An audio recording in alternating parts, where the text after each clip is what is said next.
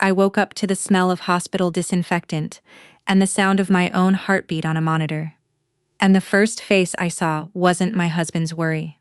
It was his lawyer's signature already printed at the bottom of a stack of papers. He didn't ask if I was in pain. He asked if I had a pen. 3 days later, he married another woman. He thought he'd taken everything from me. He had no idea what he was actually walking away from. My name is Rachel Morgan. I'm 32 years old, a major in the United States Army. And for 11 years, I built a life out of discipline. The kind of discipline that teaches you to keep your face still, even when everything inside you is falling apart. I learned that lesson fully on a Tuesday morning in a recovery room at Walter Reed, 3 hours after surgeons finished repairing the damage a training accident had done to my spine. The anesthesia hadn't fully cleared. My mouth was dry. My ribs ached with every breath, and the fluorescent lights above me felt too bright, too loud in a way that light shouldn't be able to feel. I remember blinking slowly, trying to bring the room into focus and thinking, he'll be here. He has to be here. Ethan and I had been married for 6 years. Whatever cracks had grown between us, I still believed that when it mattered, when I was lying broken in a hospital bed, my husband would walk through that door with or just his hand looking for mine. He walked in with a folder. Not flowers, not coffee, a manila folder, the kind you get from an office supply store, tucked under his arm like he was here to close on a house. He didn't sit down. He didn't touch me. He stood at the foot of the bed with the fluorescent light catching the side of his face, and he said the words so plainly, so evenly, that for a second I thought I'd misheard him through the fog of the drugs. I filed for divorce. I stared at him. My throat was still raw from the breathing tube they'd used during surgery. And I couldn't have argued, even if I'd wanted to. But it wasn't just my throat that had gone silent. It was something deeper, something that had been quietly closing itself off for longer than I wanted to admit. I looked at him, at the man I had married in a small chapel in Georgia, with my father crying in the front pew, and I felt strangely calm, not devastated. Calm the way you feel in the seconds after you already know the outcome of something, and you're just waiting for the world to catch up. He set the folder on the rolling tray beside my bed, right next to the plastic cup of water I hadn't been able to drink yet. He opened it himself, flipping through pages like he was giving a presentation to a client. He told me, in that same flat real estate voice he used when he was closing a deal, that he'd be keeping the house, the Denali, the furniture we'd picked out together at that overpriced showroom in Alexandria. He said it like he was reading off a checklist, like none of it had ever meant anything beyond its resale value. You just need to sign, he said. That's all this is. I remember looking down at my hands, an IV taped into the back of one, a hospital bracelet loose around my wrist, and thinking about how many nights I'd sat up with him when his real estate deals fell through. How many times I'd driven 4 hours back from a deployment prep just to be at his mother's birthday dinner. None of that seemed to exist in the room with us anymore. It had all been quietly erased, replaced by a folder and a pen. And then he said the thing that told me everything I needed to know about how little he'd ever actually seen me. You only make $7,000 a month, he said, not unkindly, almost like he felt sorry for me. You'll never recover financially. Not from this. I didn't correct him. I didn't tell him about the trust accounts, the patents, the seat on a board he'd never once asked about in 6 years of marriage. I didn't explain that the number on my Army pay stub was the smallest fraction of what I was worth on paper or otherwise. Something in me, call it pride, call it exhaustion, call it the particular clarity that comes right after surgery when the drugs strip away everything, except the truth, decided that I didn't owe him an explanation anymore. So, I picked up the pen with my good hand and I signed. I signed the house away. I signed the car away. I signed away 6 years of Sunday mornings and shared toothbrushes and a life I had built around loving a man who in that moment couldn't even manage to ask if the surgery had gone well. He took the folder back, thanked me, actually thanked me like I'd done him a favor, and walked out of the room without looking back. I lay there afterwards, staring at the ceiling tiles, listening to my own monitor beep in steady, indifferent rhythm. I didn't cry. I kept thinking about a sentence. turning it over and over in my mind like a stone in my palm. If that's what you believe, Ethan, then let it be what you believe. 3 days later, while I was still in a hospital gown doing laps around the ward with a physical therapist holding my arm, Ethan Morgan married Vanessa Cole in a small vineyard ceremony 40 minutes outside the city. Someone sent me a photo, though I never asked for it. He was smiling in it, the kind of wide, easy smile I hadn't seen directed at me in over a year. Vanessa wore ivory.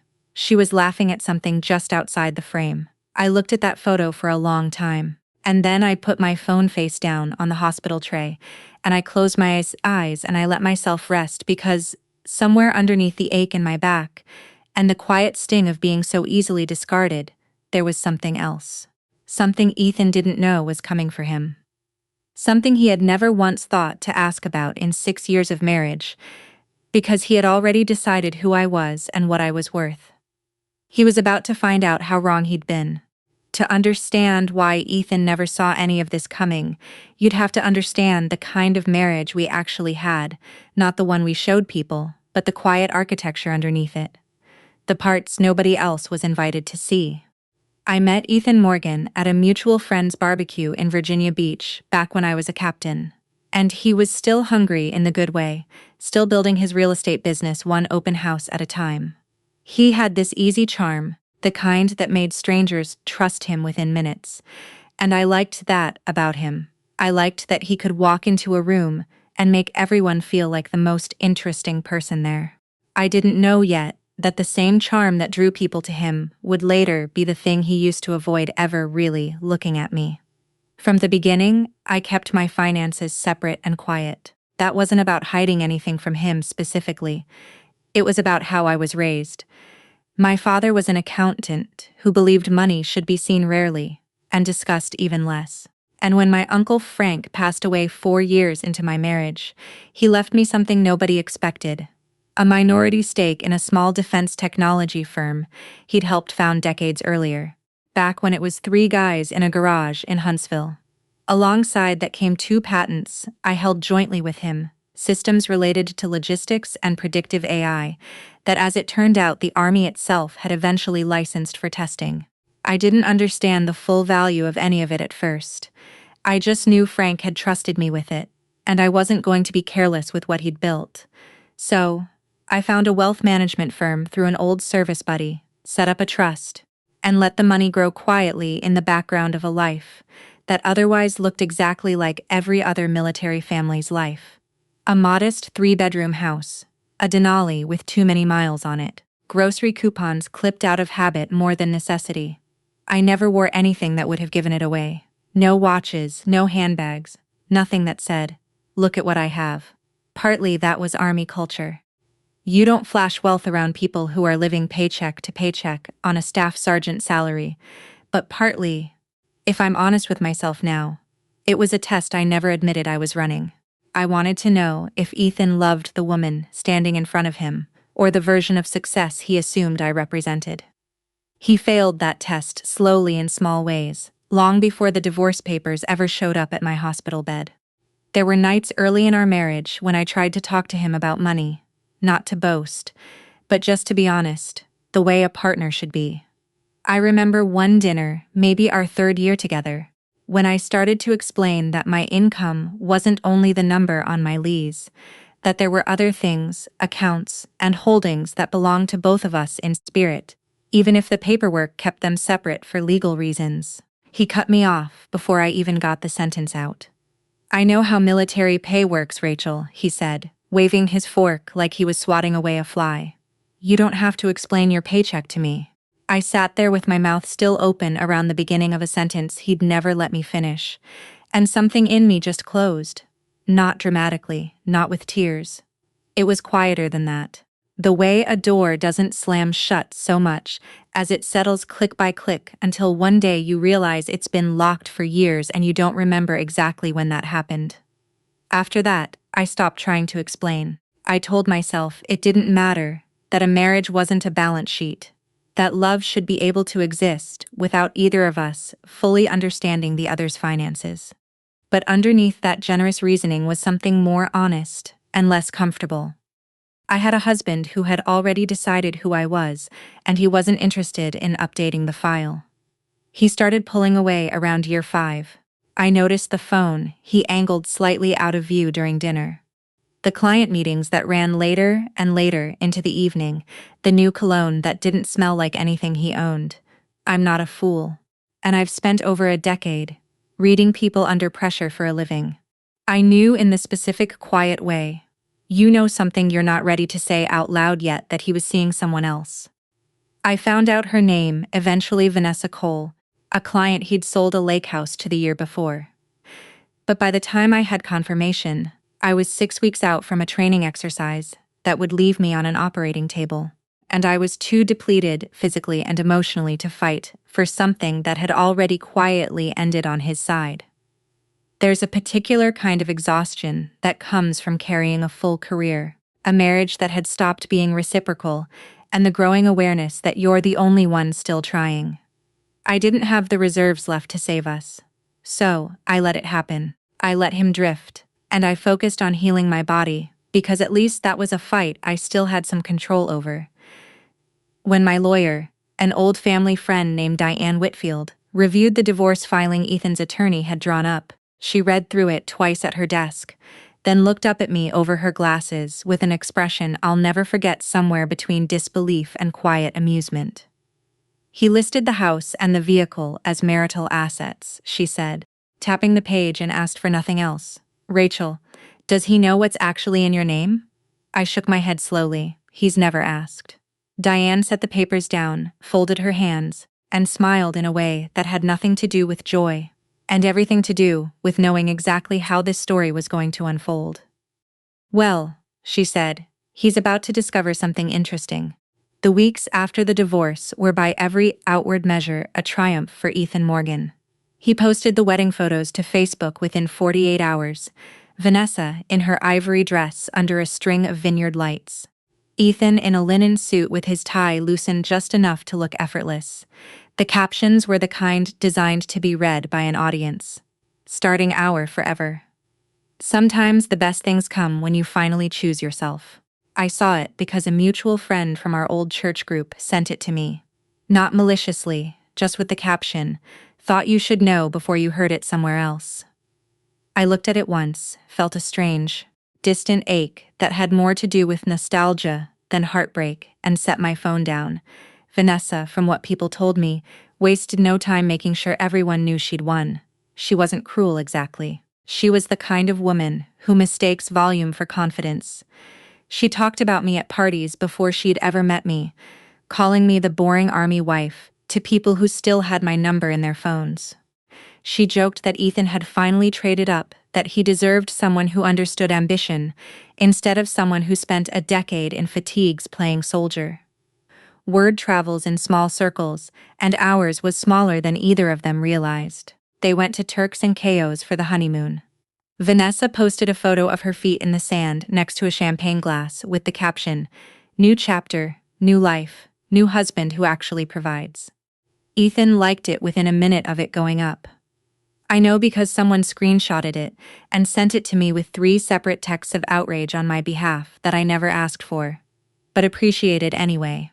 What none of them knew, what Ethan himself didn't know, standing in our old kitchen, bragging to his buddies about keeping the house, like he'd won some kind of negotiation, was that the house had never been the asset that mattered. He kept the physical shell of our marriage. The mortgage, which was underwater by more than either of us wanted to admit after the market correction the year before. The Denali, 3 years old with a check engine light that came on intermittently, and that he'd been putting off having looked at. The furniture, half of which I'd bought secondhand, and refinished myself on weekends, when I was home between deployments. Mess, he'd kept the props, the set dressing, everything that photographed well, and meant almost nothing on a balance sheet. What he hadn't asked for, because he didn't know it existed, was the actual architecture of what I owned. The minority stake in the defense firm my Uncle Frank had left me, which had quietly tripled in value over 4 years. As the company won 2 federal contracts, nobody outside a small circle of investors had heard about yet. We the brokerage account that held it along with a diversified portfolio. My wealth manager, a sharp non-nonsense woman named Patricia and Camelu, had built for me with the kind of patience that compounds over a decade into real money. The two patents still generating modest but steady licensing income from the very branch of the army I served in a detail that had he known, it might have made him laugh at the irony, or might have made him furious that he'd never once thought to ask what logistics systems consultant meant on my old fellowship paperwork. None of it was simply hidden through deception, because he'd never once created the space where volunteering it felt safe and under the law. Because every bit of it predated our marriage or came to me through inheritance and intellectual property I held independently. None of it was subject to division. My attorney Diane made sure the settlement reflected that with surgical precision. The house, the car, the joint checking account, nothing more. I didn't fight for a larger share. I didn't need to. I let him walk away certain he'd won, because in his mind winning meant keeping the things he could see. I remember Diane asking me once over coffee, after the paperwork was finalized, whether I wanted to make sure he understood what he was missing before he signed everything. She said it delicately, professionally, the way lawyers do when they're offering you a form of justice, but want you to choose it yourself. I could make sure the language in the settlement makes it clear what your full net worth is, she said. Some people want their ex to know exactly what they lost. I thought about it for a long moment, stirring my coffee slowly, watching the steam curl up and disappear. No, I said finally. Let him find out on his own. Let it come from the world, not from me. There was something in me that needed it that way. Not out of cruelty, but out of a kind of dignity I wasn't willing to give up, even in the face of everything he'd taken. I didn't want my worth to be a weapon I brandished at him on my way out the door. I wanted him to simply meet the truth naturally in his own time, the way he should have met it years earlier, if he'd ever cared enough to look. So, I signed my part of the settlement, closed that chapter as quietly as I'd lived through it, and went back to physical therapy, back to work, back to the long, unglamorous process of rebuilding a body that had been through surgery, and a life that had just been legally rewritten in under 20 minutes at a courthouse in Fairfax County. I didn't think about Ethan much in those first days. I assumed, if I thought of him at all, that he'd go on living exactly the small, self-satisfied life he'd chosen, and that our paths would simply drift apart, the way most divorced couples do, through obligation at first, then indifference, then nothing at all. I didn't know yet how quickly all of that would change. On the fourth day after the settlement was finalized, an envelope arrived at Ethan's new address. Official letterhead, a federal seal in the corner. It wasn't addressed from me, or from Diane, or from anyone connected to our divorce at all. It was the first thread in a fabric that was about to come completely undone. Ethan told me the story himself, months later, in a conversation neither of us expected to have, but piecing it together with what I already knew from the paperwork that eventually crossed my desk, this is how that morning actually unfolded. The envelope sat on the kitchen counter for almost an hour before he opened it. Vanessa noticed it first. She was the type to notice mail to open bills before her second cup of coffee, out of some anxious habit she'd carried from a childhood where money had always been tight. She turned it over in her hand, saw the government seal, and called out to Ethan from the kitchen, only half paying attention. "Something came for you. Looks official."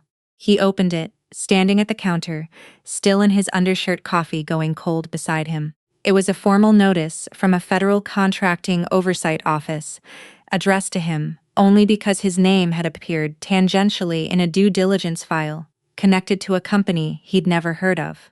The letter was dense with the kind of institutional language that takes 3 reads to fully understand. But the gist of it, once it landed, hit like a dropped weight. A defense technology firm was undergoing a routine ownership and compliance review, ahead of a new contract award, and his own name had surfaced. Because, as the letter explained almost as an afterthought, his former spouse held a documented equity stake in the company, and his own recent loan applications and personal financial disclosures, filed during the last 2 years of our marriage, had listed household assets in ways that no longer reconciled with public filings now coming to light. He read it twice, he told me later, without understanding a single sentence of it beyond the words, "Your former spouse holds equity." The phone rang before he'd even set the letter down. It was his bank, the one holding the loan on a rental property he'd used to expand his real estate portfolio 2 years earlier. A loan he'd personally guaranteed, in part using financial statements that had included my income as part of our household's combined resources at the time, back when we still filed jointly. The loan officer's voice was polite, careful, the way people are when they're about to deliver news they know will not be well received. They were reviewing the file. There'd been a discrepancy flagged in an audit. Given the recent divorce and the sudden absence of the income that had been used to qualify for the original terms, they needed updated documentation. And soon Ethan hung up, he said, feeling the first genuine spike of panic he'd felt in years. Then the second call came. His attorney, the one who'd handled the divorce, calling not out of concern, but out of professional caution, informing him that a routine title search on the house standard procedure, now that Ethan was refinancing it into his name alone, had turned up references to trust holdings and intellectual property assignments connected to Rachel Morgan that hadn't been part of the divorce disclosures, and asking delicately whether Ethan had been fully aware of his ex-wife's financial position at the time of settlement. By the third call, this one from the IRS regarding an inconsistency in a joint filing from 2 years prior, one that had claimed deductions based on income levels that public records now suggested were significantly understated. Ethan was sitting on the kitchen floor with his back against the cabinets, the phone pressed so hard against his ear that Vanessa said later she could hear the tiny voice from across the room. 3. She stood in the doorway watching him. She told a mutual friend afterward, the color draining slowly out of his face like something being poured out of a glass. "What is going on?" she kept asking. "Ethan, what is going on?" He didn't answer her at first. He was too busy connecting a set of facts that had been sitting in plain sight for years. Facts he'd simply never bothered to look at, because he'd already decided, long before any of this, exactly what kind of woman he'd married. There was a real estate deal, too. The one he'd been chasing for months. A mixed-use development outside Richmond that would have been the biggest commission of his career. His investment partner on that deal, a man named Carl Denning, who'd been quietly running his own background checks, as a matter of standard practice, before finalizing a 7-figure commitment, called that same afternoon to say he was pulling out.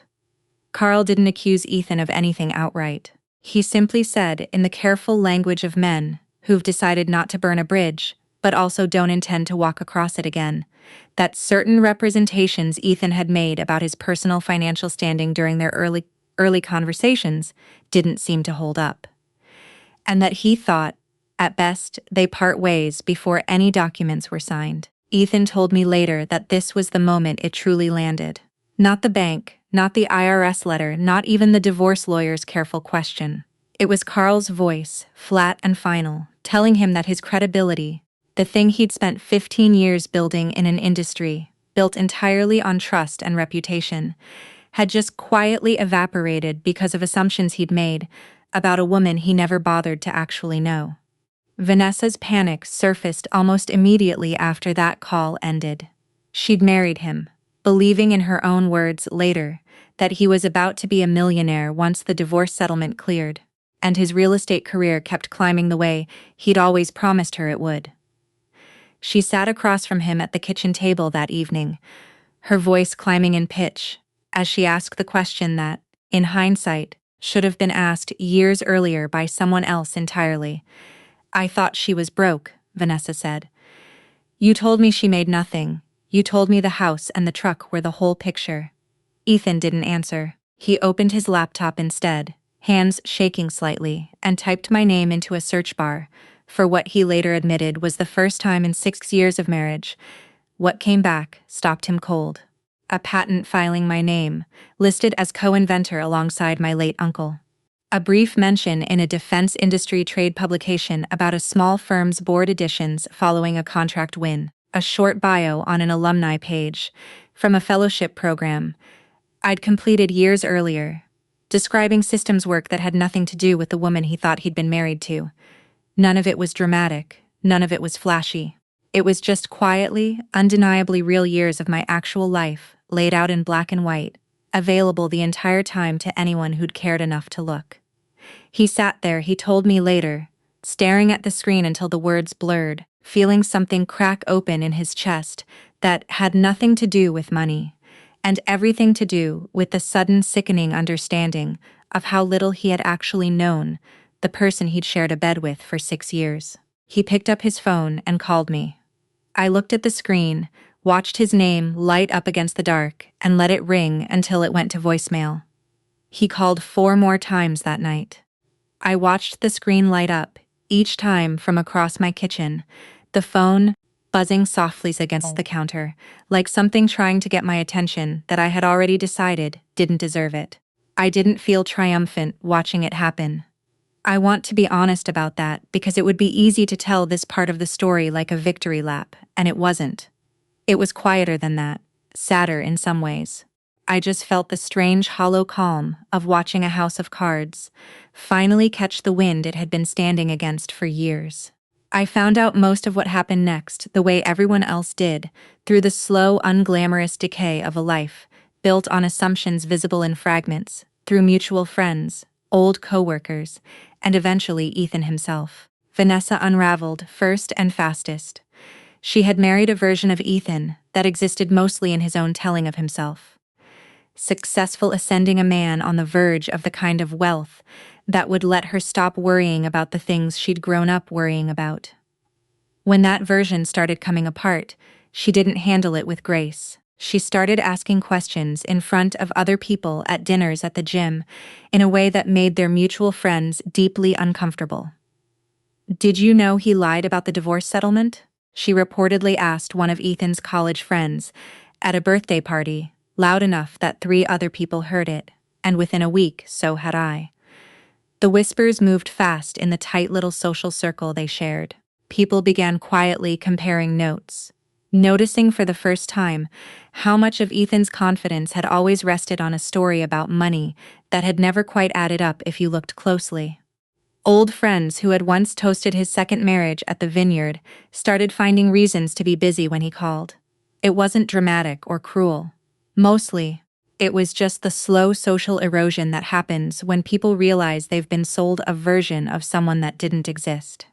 Financially, things moved even faster than socially. The refinance on the house fell through entirely once the bank finished its review. And without it, Ethan couldn't cover the balloon payment structure he and I had originally set up years earlier, under very different financial assumptions. He tried to sell the house instead, but the market had shifted since we bought it. And after months of it sitting with barely any interest, he was forced to list it nearly $40,000 under what we'd paid. The Denali, the one he'd been so proud to keep from our marriage, needed almost $6,000 in transmission repairs he no longer had easy access to fund, not with legal fees from the loan disputes stacking up, and credit card balances from a wedding that had been by every account. I heard considerably more expensive than either of them could actually afford. Carl Denning's withdrawal from the Richmond deal had a ripple effect.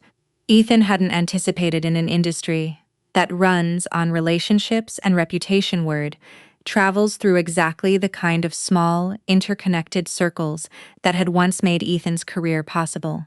2 other potential deals quietly stalled out over the following months, not through any direct accusation, but through the kind of soft, unspoken hesitation that settles over a person once their credibility has been publicly questioned. He kept working, kept showing up to open houses with the same easy smile, but something in the confidence had shifted, and clients can sense that kind of thing, even when they can't name it. Vanessa's frustration curdled into something sharper. As the months went on, I heard through the same network of mutual acquaintances that had once passed me photos of their wedding, that she'd started saying things to him in front of people that weren't meant to be repeated, but were anyway. "You ruined my life," she reportedly told him at a dinner party that ended early and awkwardly, the kind of sentence that lands heavier in front of witnesses than it would have in private. I don't know if that's exactly what she said.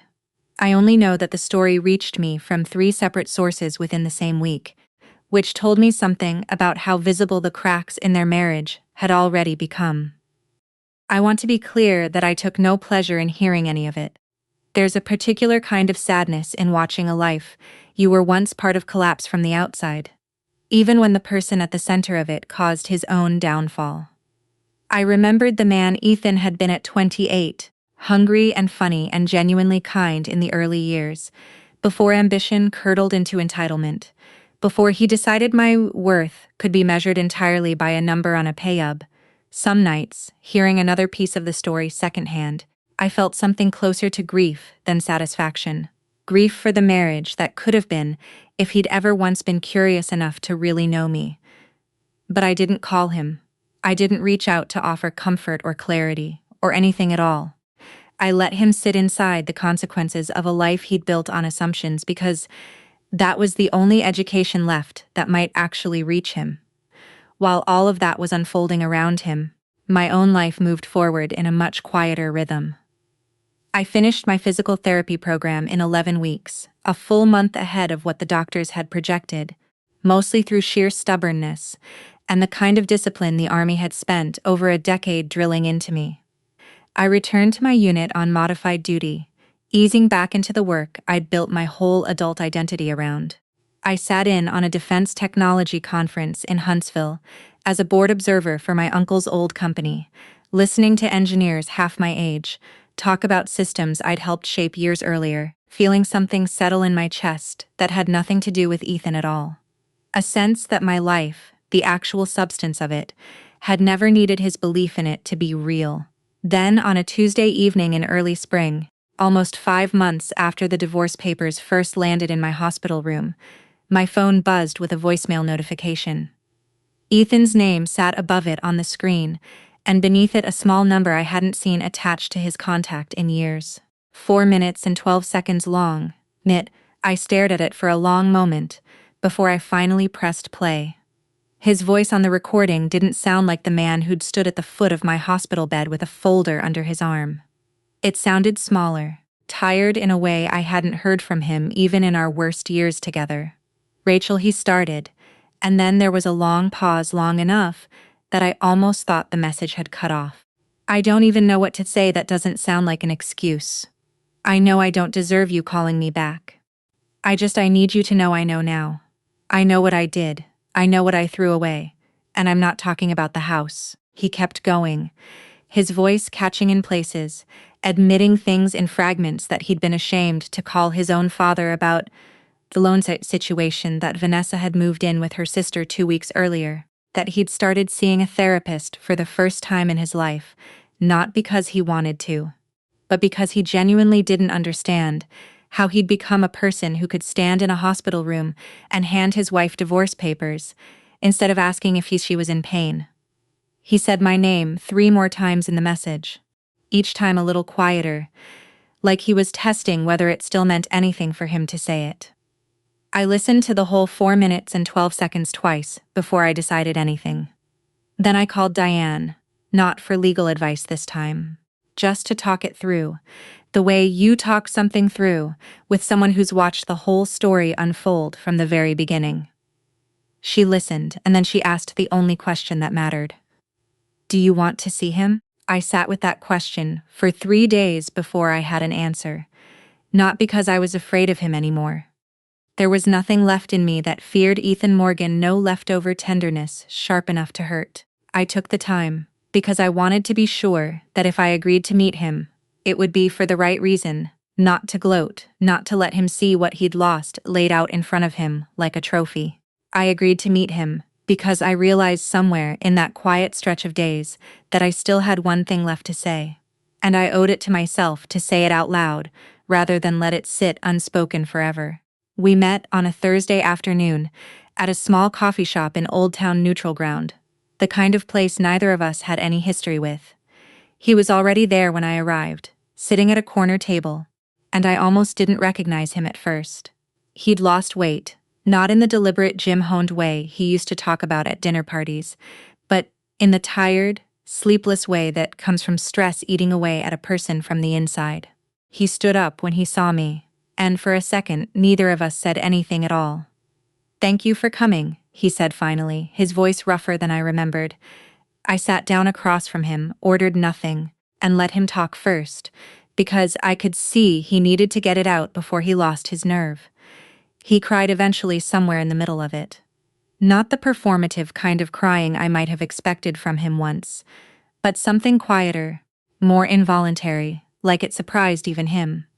He told me he was sorry, that he understood now how badly he'd failed to see me, that he'd let a number on a pay-up become the entire measure of my worth, because it was easier than actually asking who I was underneath the uniform. Me, he said. Vanessa had used him almost as much as he'd used his own assumptions about me. That once the money didn't materialize the way she expected, she'd made it very clear what she'd actually married him for. He said it without much bitterness, mostly just exhaustion, like a man recounting a fever dream he was finally waking from. I let him finish. I didn't interrupt, didn't offer the comfort of forgiveness, before he'd earned the space to say what he needed to say.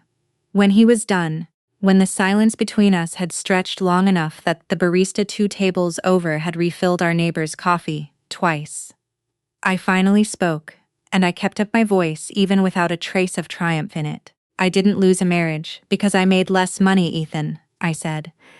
"I lost one because you never cared enough to actually know me." He flinched at that, more than he had at anything the banks, or the lawyers, or Carl Denning had told him in the months before. I think some part of him had hoped, walking into that coffee shop, that this conversation would end with some kind of financial reconciliation, some acknowledgement on my part of what he'd lost in dollar terms. I made sure that was never on the table. I hadn't come to talk about money. I'd never once in this entire ordeal needed him to know exactly what I was worth in numbers. What I needed him to understand, what I think finally in that small coffee shop he actually did understand, was that the real loss had nothing to do with a stake in a defense company or a set of patents. It was the years he'd spent standing next to a woman he never bothered to truly meet. I reached into my bag and set a plain envelope on the table between us. Inside were copies of the original divorce papers, the same ones he'd handed me in that hospital room, along with a short handwritten note I'd drafted the night before. The kind of note that doesn't ask for anything back. I wasn't giving him closure out of forgiveness exactly. I was giving it to myself, closing a door I'd been holding half open in some quiet corner of my mind since the moment he walked in with that folder under his arm. I hope you figure out who you actually want to be. I told him, standing up before either of us could turn the moment into something bigger than it needed to be. I mean that. I didn't wait for his response. I didn't need one. I walked out of that coffee shop into the ordinary brightness of a Thursday afternoon, past people going about lives that had nothing to do with mine. And I didn't look back over my shoulder the way people do in movies when they want to see if the other person is watching them leave. I already knew he was.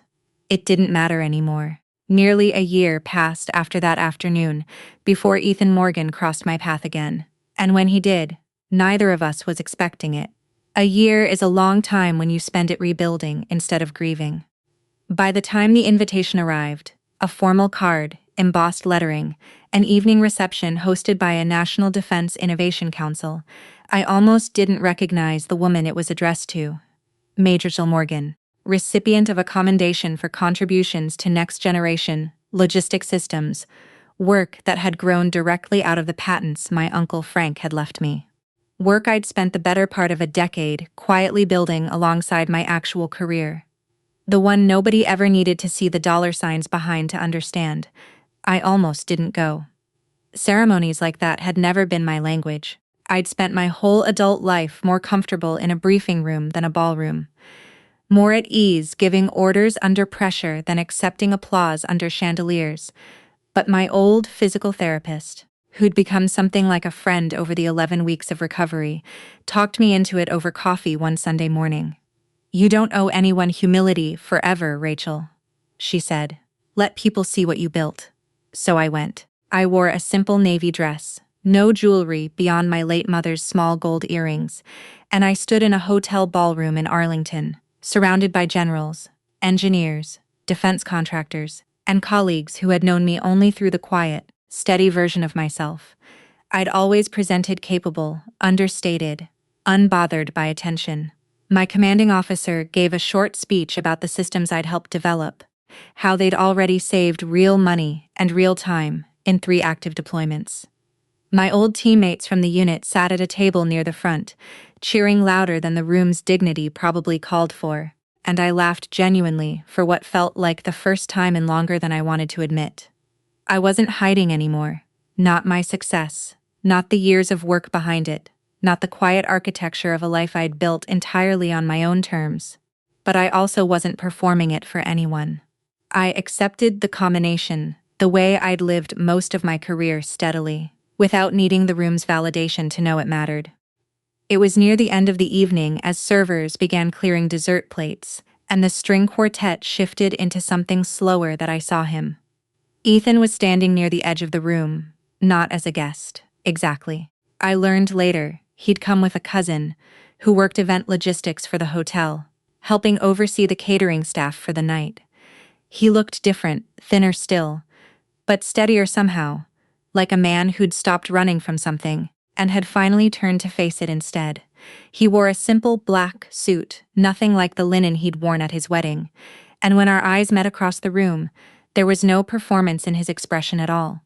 No charm, no real estate smile, just something quiet and a little sad, and underneath that something that looked almost like peace. He started toward me, and for a moment, my chest tightened with the old familiar bracing I used to feel before difficult conversations with him. But it passed quickly, the way storms do, once you've weathered enough of them to know their shape. He didn't come to make a scene, and I could see that plainly in the careful way he approached, hands in his pockets, shoulders a little lower than I remembered them. "You look happy," he said when he finally reached me. It wasn't a line. It didn't have an angle behind it. It was just an observation offered plainly the way you'd tell an old friend something true. "I am," I said, and I meant it completely. He nodded, glanced briefly at the combination still pinned near my collar, and opened his mouth like he wanted to say more. Maybe another apology, maybe some explanation for why he was standing in a hotel ballroom in a caterer's black suit, instead of the life he'd once been so certain he was building. But I didn't need to hear it, and some quiet clarity in his own face told me he understood that, too. "Take care of yourself, Ethan," I said. And I meant that completely as well, not as a dismissal, not as a parting shot, but as something closer to genuine hope for a man I'd once loved, even if that love hadn't been enough to survive what he'd chosen to believe about me. Then I turned and walked back toward my table, back toward the people who had actually shown up for me across 11 years of deployments and recoveries and quiet, unglamorous work. And I didn't look back to see whether he was still standing there watching me go. I didn't need to. I already knew the answer, and for the first time in a long time, it didn't hold any weight over me at all. Driving home that night, windows cracked to let in the cool spring air. I thought about everything that had happened since that morning, in the hospital room, the folder, the signature, the quiet unraveling that followed the coffee shop conversation that closed the last real door between us. And I realized the truest thing I'd learned through all of it wasn't about money or vindication or even forgiveness. It was this. Ethan had spent 6 years believing my worth began and ended with a number on a pay stub. But the biggest thing he ever lost wasn't my income. And it was never really about the house or the car or the life he assumed he'd won by walking away first. It was the woman who had loved him quietly, patiently, and completely long before he ever thought to ask what she was really worth. If this story moved you, I'd love to hear which part hit you the hardest. Drop a comment and let me know where you're watching from tonight. Stories like Rachel's remind us that real strength often looks quiet, that dignity can be its own kind of victory, and that the people who truly know our worth are the ones who never needed a number to see it. We share stories like this every single day. So, if you don't want to miss the next one, go ahead and subscribe now. Let's keep walking through these stories together, one honest moment at a time. The courthouse doors closed behind me with a sound like a verdict of their own. And before I'd even reached the bottom step, Dean was there blocking the path, his shadow falling over me, the way it used to fall over every room he entered. "Don't ever set foot in my house again," he said loud enough for the cameras to catch it, loud enough for the reporters to lean in with their phones already recording. He wanted the world to see a broken woman standing in the cold. What he didn't know was that I had been waiting 22 years for this exact moment, and I had never once felt more prepared in my life. I want to tell you how we got here, because nothing about this story is as simple as the headlines made it look. I met Dean Ramsey when I was 23 waiting tables at a diner 2 blocks from the community college, where I was finishing my accounting degree at night. He was loud in the way ambitious young men are loud, full of ideas that outran his bank account by miles. And he had this way of looking at you like you were the only person who mattered. I fell for that look. I fell for the plans he sketched on napkins, for the garage he rented with money he didn't have, for the version of the future he described so vividly I could almost touch it. What people don't understand, what they never bothered to ask, is that Ramsey Technologies wasn't built by Dean alone. I was the one who sat up until 3 lacked in the morning, building the first financial models. I was the one who walked into 4 different banks and got turned down 3 times before I finally convinced a loan officer named Walter Higgins to take a chance on us. I found our first investor at a Rotary Club breakfast, cornering him by the coffee urn, because I'd read every article he'd ever written about early-stage manufacturing. I wrote half of that original business plan sitting at our kitchen table, with a baby monitor next to my elbow, because our daughter was 6 months old and Dean was already traveling, already becoming the face people saw in magazines. I didn't mind not at first. Someone had to run the meetings and shake the hands, and Dean was good at that. I told myself we were a team, that it didn't matter whose name appeared on the press releases, as long as we both knew the truth. I believed that for a long time, longer than I should have. The company grew the way fires grow slowly and then all at once. Within a decade, Ramsey Technologies had gone from a garage with 2 folding tables to a campus with its own parking structure. Dean's photograph appeared on the cover of a business magazine with the headline, "The Self-Made Visionary." I remember reading that at our kitchen counter, the same counter where I'd built the spreadsheets that made his vision possible, and saying nothing. I told myself it was just marketing. I told myself the truth didn't need to be printed to be real. But something shifted in Dean after that cover story. I watched it happen in small increments, the way you watch a tide come in without noticing exactly when your feet get wet. He stopped asking my opinion in strategy meetings. He started introducing me at company events as my wife, instead of my co-founder. A distinction that sounds small until you've lived inside it for years. He began surrounding himself with people who agreed with him, replacing seasoned executives who remembered where the company came from with younger hires, who only knew the legend Dean had built around himself. I noticed. Of course I noticed. I am not the kind of woman who misses things. There was a Tuesday. I remember it was a Tuesday because it was trash day, and I was rolling the bins to the curb when I saw Dean's calendar open on the kitchen tablet. A meeting scheduled with a divorce attorney's office downtown. No explanation. No conversation. Just an appointment tucked between a board call and a dinner with investors, as if ending our marriage was one more line item to manage before lunch. I stood there in the driveway for a long time, the bin handle still in my hand, feeling something settle inside me that wasn't quite grief. It was clarity. I didn't confront him. I want to be honest about that, because there's no version of this story where I stormed into his office and demanded answers. That was never who I was, and it was never going to serve me. Instead, I went upstairs that night, opened the fireproof file box I kept in the back of our closet, and read through documents I hadn't looked at in over 2 decades. Papers from the earliest days of the company, papers with my signature on them, and Dean's, though he'd barely glanced at the pages before signing. Me papers our first attorney, A careful man named Arthur Voss had helped me draft when Dean was too busy chasing investors to worry about boring legal formalities, as he called them. I closed the box and sat on the edge of our bed for a long time that night, watching the man I'd built an empire with sleep soundly beside me. Already dreaming, I imagined of a future that didn't include me. He had no idea what those papers said. He'd never had any idea. And for the first time in years, I didn't feel like the woman standing in someone else's shadow. I felt like a woman who had simply been waiting for the right moment to step into the light. He filed 3 weeks later. The process that followed would try to convince the entire world that I was a woman about to lose everything. They had no idea what I already owned. Dean didn't waste any time. Within a week of that quiet appointment I'd stumbled across on his calendar papers, arrived at the house by courier, delivered to my hands like an invoice for a marriage that had run its course.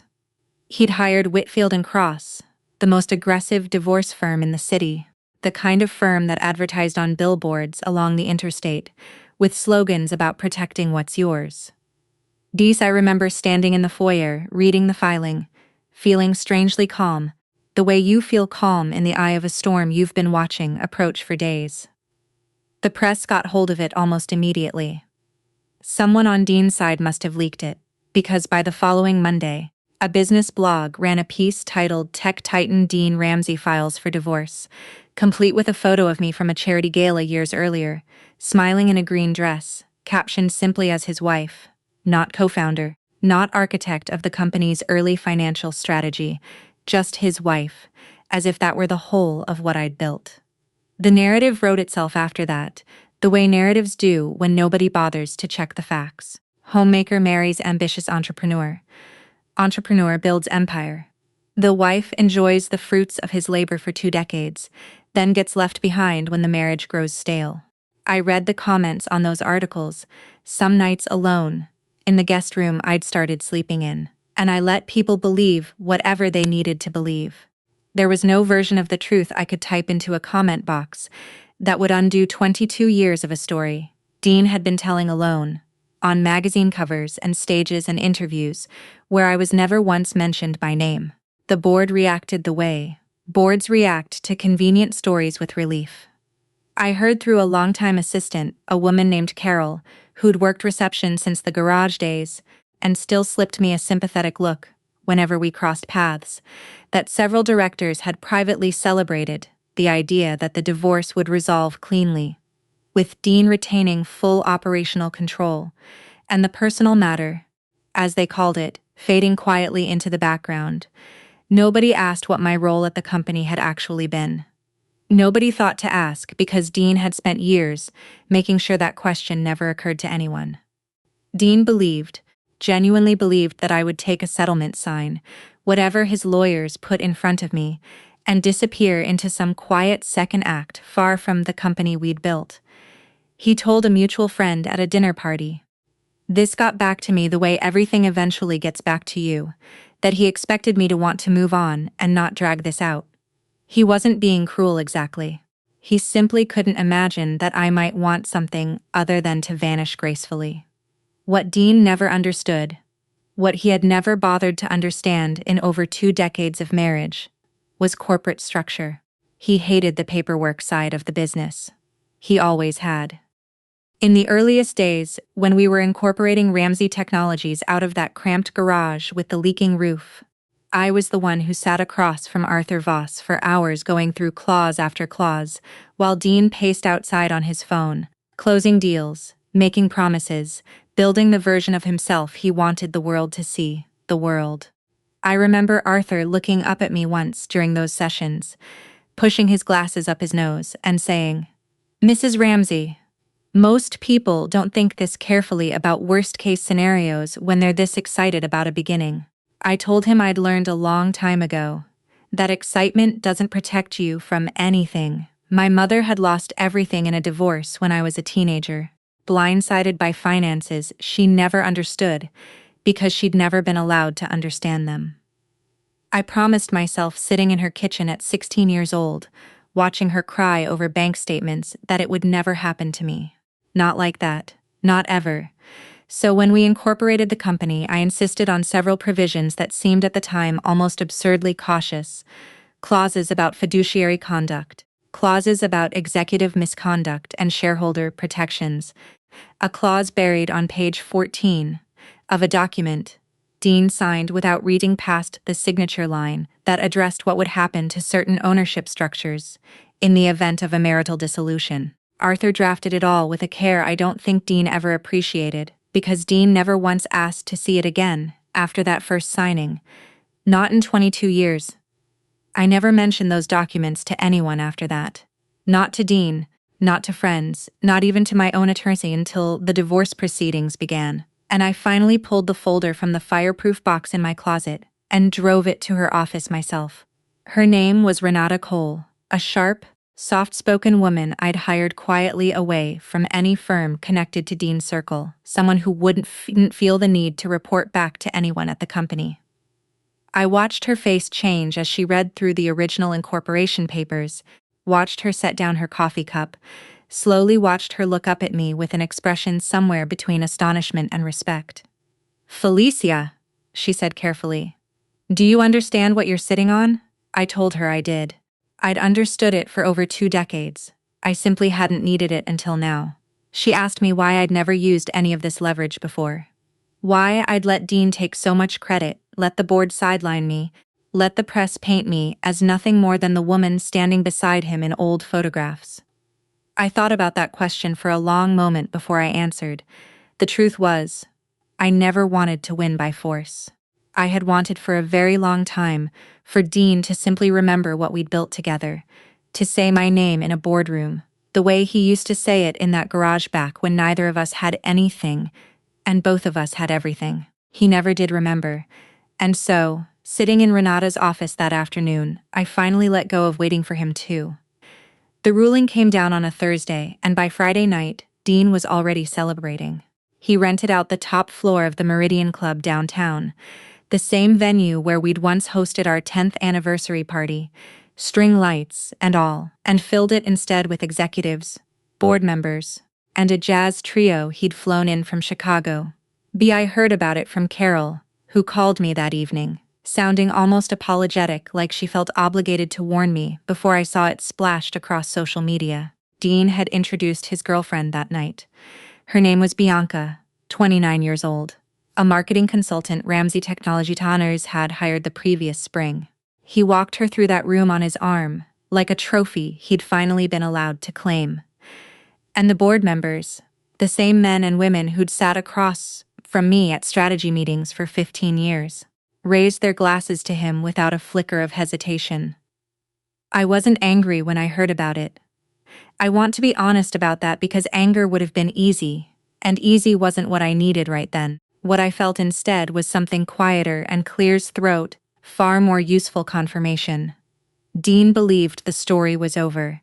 He believed he had one cleanly walked away with the company, the house, the name on the door, and a younger woman on his arm, as proof that his best years were still ahead of him. That confidence, that particular flavor of certainty that comes from a man who has never once been told no, was exactly what I needed him to feel. While Dean toasted his own reflection, I was 3 miles away in a conference room with 2 forensic accountants named Priya Malhotra and Sam Ostrowski, people Renata had recommended after quietly vetting a dozen firms with no ties whatsoever to Ramsey Technologies. We met after hours in a rented office space above a dry cleaner because I didn't want a single soul inside that company to know what we were building until it was finished. What we found didn't surprise me so much as it saddened me in the particular way that watching someone destroy themselves slowly always saddens you, even when you know they deserve the consequences coming for them. Over the past 4 years, Dean had approved a string of executive expenses that never should have cleared internal review. A private jet lease routed through a shell entity home renovations on a lake house build as a corporate retreat consulting fees paid to a company that turned out to be owned by Bianca's brother. None of it was hidden particularly well. Dean had never needed to hide anything because for years, nobody with real oversight had bothered to look. Priya found something else, something that made even her pause, during one of our late-night reviews. A pattern of shareholder disclosure violation, stretching back nearly 3 years. Material information about a failed product line that Dean had kept from the board, entirely protecting his own bonus structure at the expense of investors who trusted him. Sam found compensation approvals. Dean had pushed through for 2 executives who records showed had personal relationships with him that were never disclosed as conflicts of interest. I never touched a single company system that wasn't already available to me through legitimate channels. I want that understood clearly, because I know how these stories can sound when you're on the outside, looking in like some elaborate act of sabotage. Some vengeful woman digging through her husband's secrets out of spite. It wasn't like that. Every document we assembled came from corporate records I was legally entitled to review as a founding shareholder. Records that had simply been buried under years of Dean's assumption that no one would ever bother to look. Renata was meticulous about this. We do this by the book, she told me more than once, because the moment we don't, we hand him the only weapon he has left. It took 6 weeks to build the file properly. 6 weeks of quiet meetings, of driving to that rented office after dark, of sitting across from Priya and Sam, while they walked me through spreadsheets that told a story Dean had never imagined anyone would read. There were nights I sat in my car afterward, in the empty parking lot beneath a single, flickering street lamp, and let myself feel the full weight of what I was looking at. Not triumph, not yet, but something closer to grief. This was still the man I had loved, once the man who used to fall asleep on our garage floor, surrounded by blueprints, too excited about the future to make it upstairs to bed. Some part of me had hoped for a long time that this evidence would never need to see daylight. But hope isn't a strategy. And Dean had made his choice the moment he blocked me out of the very company I'd helped build. The moment he decided the truth could simply be edited out of the story, as long as he controlled the microphone. Once the file was complete, Renata reached out through proper channels to 2 independent board members. She trusted women who had grown increasingly uneasy about Dean's judgment the past year, but lacked the documentation to act on their instincts. Within days, an emergency confidential session was scheduled, closed to the public, closed to the press, closed, most of all, to Dean himself. He had no idea it was happening. He was still riding high off his engagement announcement to Bianca, still convinced the hardest chapter of his life was safely behind him. He had absolutely no idea what was coming for him in that boardroom, or how quickly the empire he thought was, finally, permanently his, would begin slipping through his fingers. Let me take you back to where I started this story. The courthouse steps, the cold morning air, Dean's shadow falling over me like it had 100 times before. "Don't ever set foot in my house again," he said, and I watched the cameras drink it in, watched the reporters angle their phones for the perfect shot of the broken wife on the losing end of a very public divorce. Dean's attorney stood just behind his shoulder, practically pining. Bianca waited by the car, sunglasses on despite the overcast sky, already scrolling through her phone, as if this were simply another item on Dean's morning schedule. I let him have his moment. I have always believed that people reveal the truest parts of themselves in moments they think they've already won. And Dean, standing there on those steps with his chin lifted, and his voice pitched for an audience, was showing the world exactly who he'd become. Not the boy who used to fall asleep over blueprints in a garage that smelled like motor oil and instant coffee. A man who needed an audience to feel like a victory counted. "Actually," I said, and I let the words sit there for a moment before I continued, because I wanted him to hear the calm in my voice before he understood what it meant. "This house is mine now." He laughed. Not a cruel laugh exactly, more the reflexive laugh of a man who assumes he's misheard something absurd. I reached into my bag and pulled out the folder Renata had prepared. A plain manila folder that looked almost comically unremarkable for what it contained, and I held it out to him. "What is this?" he said. Not really a question, more an irritated dismissal, the tone he used to use with junior employees who interrupted his lunch. "Read it," I said. "You should have read it 22 years ago too. But I understand you were busy."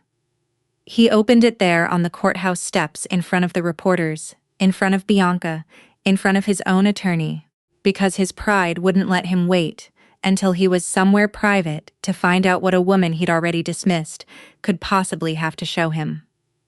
I watched his eyes move across the first page, a transfer of title on our marital residence, dated and notarized weeks earlier, executed under a provision from our original property agreement that predated the divorce filing entirely. I watched his jaw tighten as he flipped to the second page, a board resolution. His hands, I noticed, had gone very still, the particular stillness of a man whose body understands something his mind hasn't caught up to yet. The third page was the emergency executive vote dated 2 days prior, signed by 7 of 9 board members. With the 2 dissenting votes belonging to executives Dean had personally installed the previous year. The fourth page confirmed ownership restructuring based on preferred share protections activated by findings of executive misconduct findings that had been formally presented, reviewed, and accepted by outside counsel in that closed session I'd arranged weeks earlier.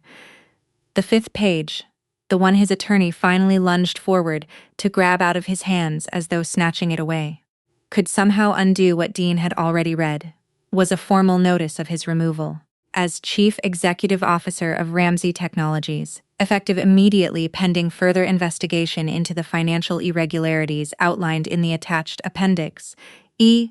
"This isn't possible," Dean said. His voice had lost the pitch he'd used for the cameras. It had gone thin, almost boyish, and for just a moment I saw something in his face I hadn't seen in years. Not anger, not yet, but genuine bewilderment. The look of a man watching the ground shift beneath feet that had never once doubted their footing.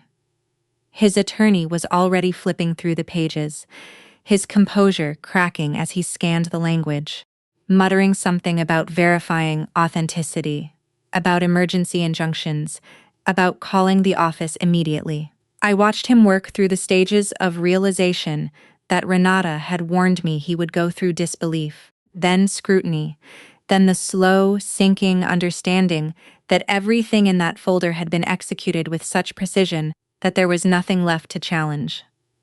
A reporter near the bottom of the steps had noticed the shift, too. I saw her lower her phone slightly, her expression sharpening, sensing that the story she'd come to cover had just changed shape entirely. Whispers moved through the small crowd the way whispers do, quick and quiet, spreading faster than any of us standing there could control. Dean looked up at me, the folder trembling slightly in his grip. Bianca, now standing frozen by the car with her sunglasses pushed up into her hair, watching us both with an expression I couldn't quite read. Confusion maybe, or the early edges of calculation. A woman reconsidering the terms of the future she'd signed up for. "This isn't possible," Dean said again, quieter this time, more to himself than to me.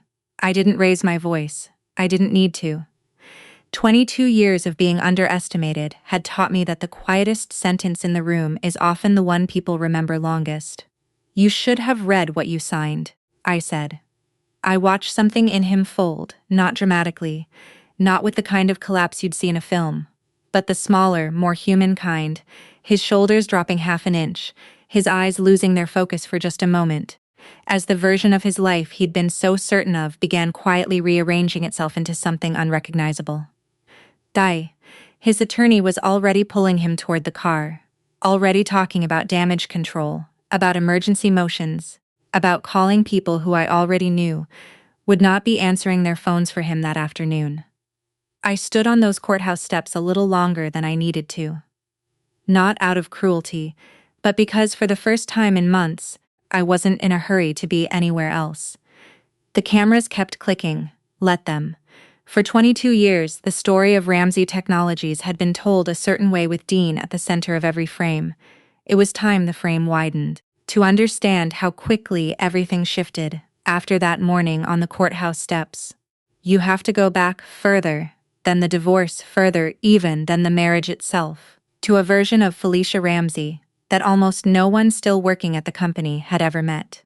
Before Ramsey Technologies existed, as anything more than a name Dean had scrolled on a legal pad, my family had a small trust established by my grandfather, a machinist who'd spent 40 years building precision parts for the auto industry and never trusted a bank further than he could see one. That trust wasn't large by the standards Dean would later measure success in, but it was mine untouched. Adi, and it was the money I used to purchase our very first batch of preferred shares when Ramsey Technologies Incorporated, back when the company was worth less than the folding tables we conducted meetings on. Arthur Voss had structured those shares carefully at my request, with voting protections attached to specific triggering conditions, findings of executive misconduct, material breaches of fiduciary duty fraud. At the time, it read like an absurd worst-case scenario clause, the kind of provision a cautious young wife includes, because she watched her mother lose everything and never wants to feel that powerless again. Dean signed off on it without a second glance, the same way he signed off on most of the paperwork in those early years, because paperwork bored him and momentum was the only thing that ever held his attention. Neither of us could have predicted back then, sitting on the floor of that garage, surrounded by blueprints and cold pizza, that those boring protections would one day determine who controlled a billion-dollar company. Dean never understood corporate governance the way I did, and I don't say that unkindly. It simply wasn't where his interests lived. He understood vision, charisma, the art of convincing a room full of skeptical investors that his instincts were worth betting on. He built relationships and closed deals and stood on stages accepting awards for innovation.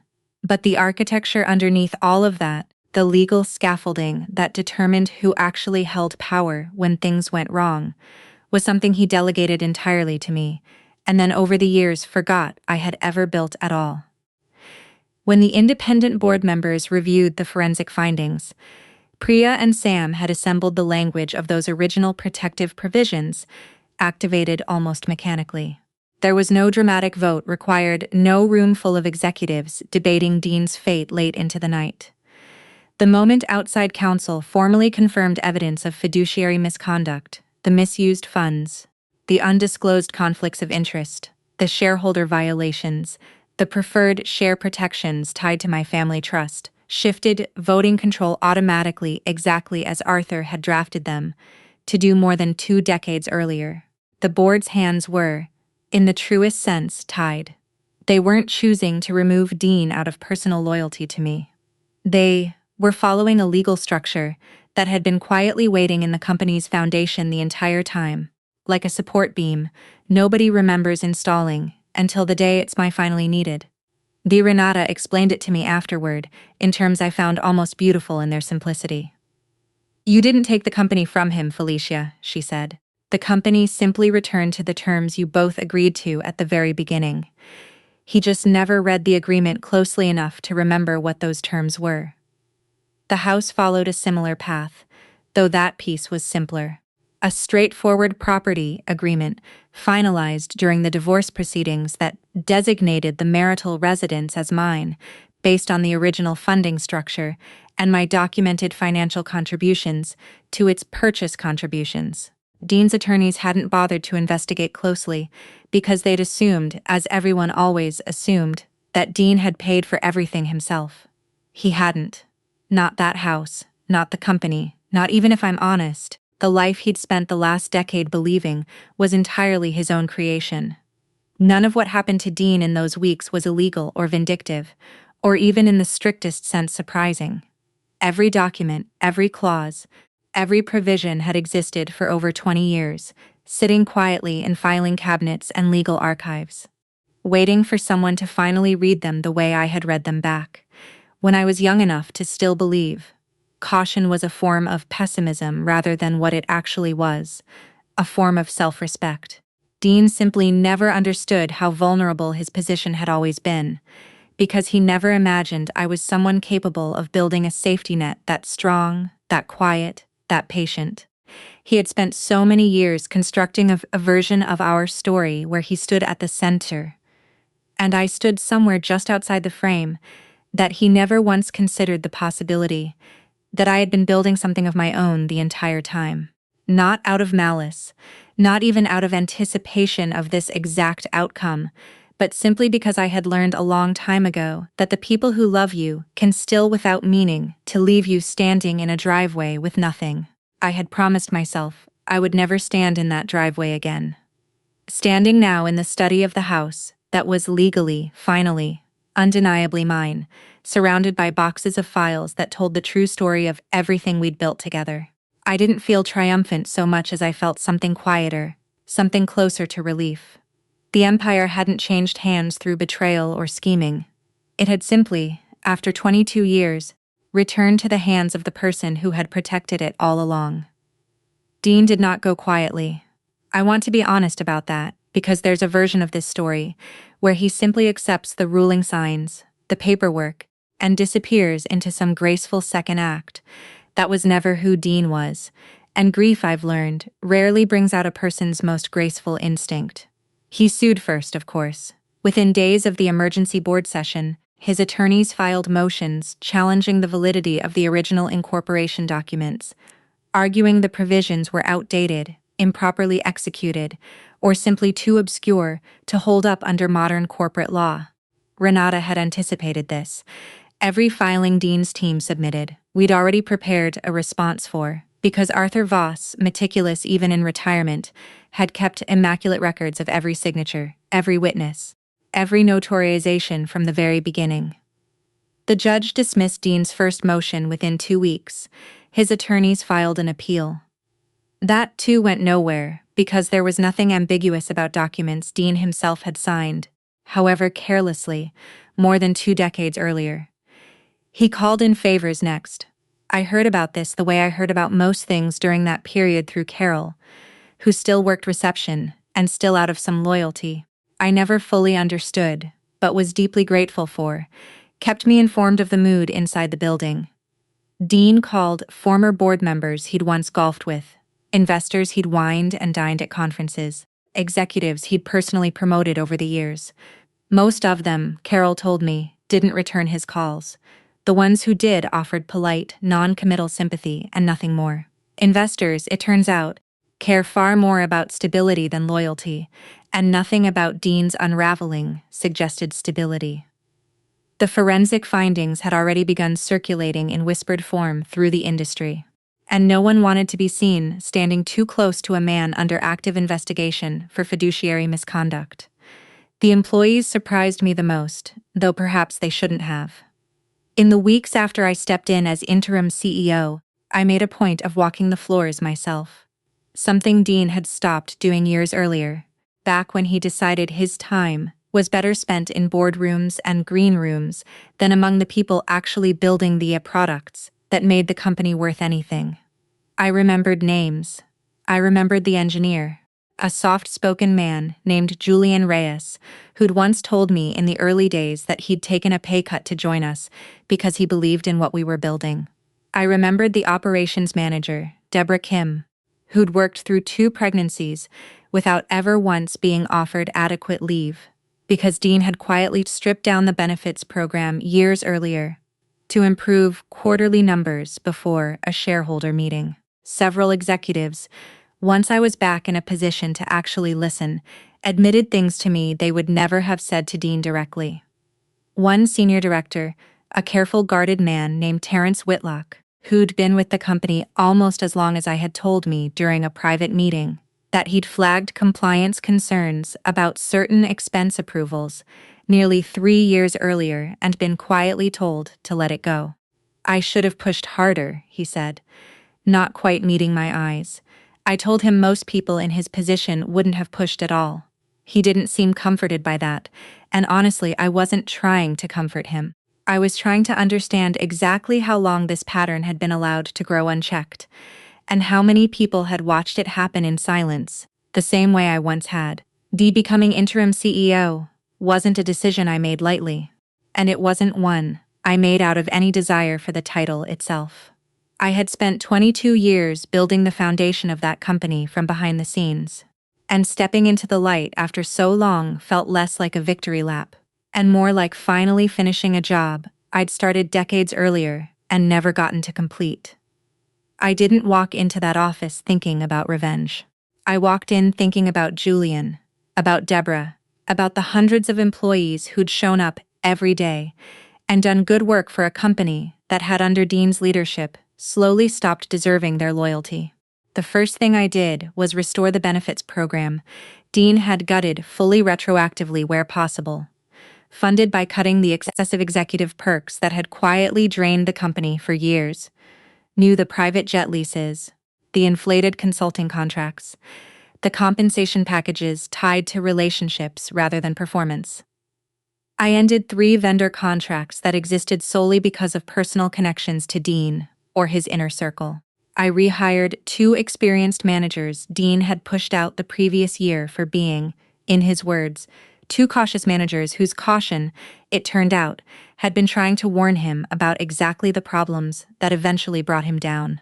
The stock, which had dipped sharply during the scandal's early coverage, began climbing again within 2 months, slowly at first. Then, with the kind of steady confidence that comes when investors sense a company is being run by someone who actually understands what's underneath the surface, financial analysts started writing pieces reassessing the company's history. And one publication, the same one that had once run a cover story calling Dean the self-made visionary, published a lengthy feature titled "The Woman Behind Ramsey Technologies." What the story left out. I read that piece late one night alone in my study, and felt something in my chest loosen that had been tight for over 2 decades. Dean, meanwhile, watched all of this from a distance he'd never occupied before, cut off from the boardrooms, the events, the version of himself he'd spent 20 years building in public. He was no longer the face of the company. He was increasingly a name attached to an ongoing investigation, a man whose former allies had quietly one by one stopped answering his calls. I never celebrated any of it. I want that understood clearly. There was no champagne toast in my office the night the stock fully recovered. No private moment of gloating over what had been taken from Dean. What I felt, instead, walking through those familiar hallways as employees nodded to me, with something that looked increasingly like genuine respect, was simpler than triumph. It felt for the first time in a very long while, like coming home to something that had always quietly belonged to me. Several months passed before I walked through the house again, the way I used to walk through it in the earliest years. Unhurried, present, actually seeing the rooms instead of moving through them, on my way to somewhere more important. I didn't redecorate right away. Friends found that strange, I think, expecting me to rip out every trace of the life Dean and I had built together to erase him from the walls the way he'd tried to erase me, from the company he claimed as entirely his own. But I've never believed revenge looks like destruction. I kept the photographs from our daughter's childhood on the hallway shelf. Kept the reading chair by the window where I used to nurse her at 2:00 in the morning, while Dean slept soundly down the hall, exhausted from chasing investors during the day. Some of those memories were still mine to keep regardless of what Dean and I had become to each other. I wasn't interested in burning down a past, just because the man in most of those photographs had disappointed me. Dean by then was no longer CEO of anything. The investigation into his executive decisions had expanded beyond the initial findings, pulling in questions about tax filings, about additional undisclosed relationships with vendors, about a pattern of behavior that painted a far less flattering portrait than the one that had once graced magazine covers. I didn't follow it closely. I'd hired good people to run the legal side of things, and I'd learned, over those difficult months, that there's a particular kind of peace that comes from no longer needing to track every movement of someone who once controlled so much of your attention. I saw him once unexpectedly on an ordinary Tuesday afternoon at a small grocery store near the edge of town, the kind of place neither of us would have set foot in during our years of catered dinners and private chefs. He looked smaller than I remembered, not physically, but in some quieter way, the confidence that used to fill every room he entered now noticeably absent. Bianca was not with him.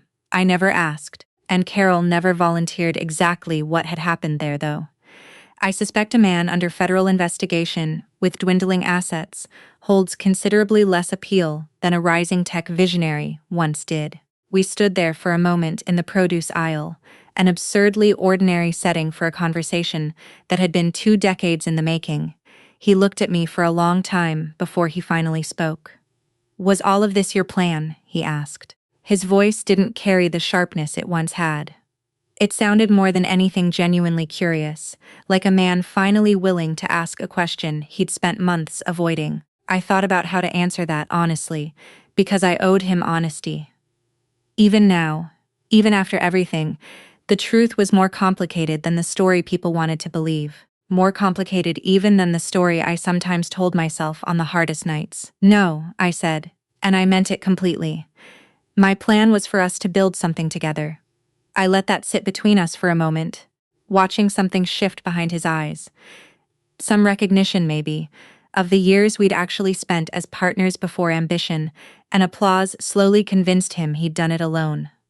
I didn't feel the need to say anything else. There was no triumphant final line I wanted to deliver, no last blow to land. I simply turned, picked up the bag of oranges I'd come in for, and walked toward the register, leaving him standing there among the vegetables, with a question I suspect he'll be sitting with for a very long time. I think about that moment often, more than I expected to. Not because I miss him. I don't, not really, not in any way that keeps me up at night, but because it reminded me how strange it is, watching someone you once built an entire life with, become someone you barely recognize. Dean wasn't always the man who blocked me on those courthouse steps. He was once the boy who fell asleep on a garage floor, surrounded by blueprints, too excited about our future to make it upstairs to bed. I try to hold both versions of him in my memory, honestly, because I think pretending he was always the villain of this story would be its own kind of dishonesty. Ramsey Technologies is stronger now than it's been in years. The employees who stayed through the hardest months tell me the culture feels different, steadier, more honest. Julian Reyes was promoted to lead engineering last spring. Deborah Kim now sits on the executive team, helping oversee the very benefits program Dean once quietly dismantled. I don't run every meeting, don't need to control every decision, because I finally trust the people around me to build something lasting. The same way I once trusted a young man in a garage, who for a while at least deserved that trust. Sometimes revenge isn't destroying someone's life. Sometimes it's simply refusing to let them rewrite the truth about who built it in the first place. If there's one thing I've learned from all of this, it's that quiet strength outlasts arrogance every single time. Patience isn't weakness. Preparation isn't paranoia. And the greatest victory available to any of us isn't watching someone else fall. It's reclaiming your own dignity and choosing, even after everything, not to let bitterness be the thing that defines what comes next. I want to know what you would have done in my position. Would you have shown him that folder the way I did, or would you have handled it differently? Leave a comment below and let me know where you're watching from tonight. We have so many more stories like this one, and waiting to be told. So, make sure you subscribe so you never miss a moment like this again. Thank you for walking through this journey with me.